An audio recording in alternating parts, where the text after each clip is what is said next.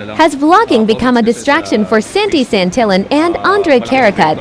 Here's Coach Yang Guyas' answer. Nila Nanas. Tingin niyo po ba naka-epekto rin yun sa nilalaro nila, Coach? Although sinasabi nila after practice naman nila ginagawa.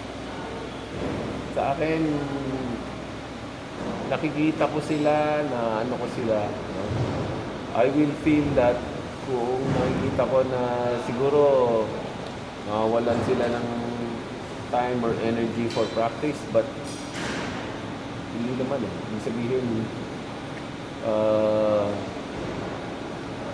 what people see dun sa mga vlog nila is their natural personality and character. Yung time na ginagamit nila doon does not affect yung work nila, trabaho nila na ginagawa for the team. Siguro I will be the first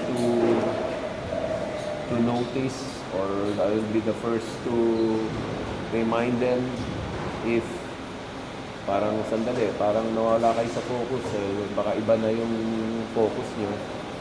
Pero hindi pa naman eh. Yes, they will have bad games kasi medyo di maganda yung nilaro nila, particularly today siguro.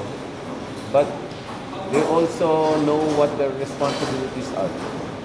Sila mismo malalaman nila kung ito bang ginagawa ko nakapekto sa laro ko. So,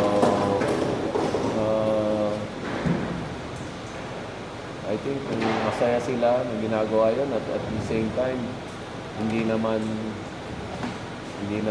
nararamdaman yung effect sa laro. That's okay. Pero I will ibig sabihin, babantayan mo rin no, na wag maabuso. Okay.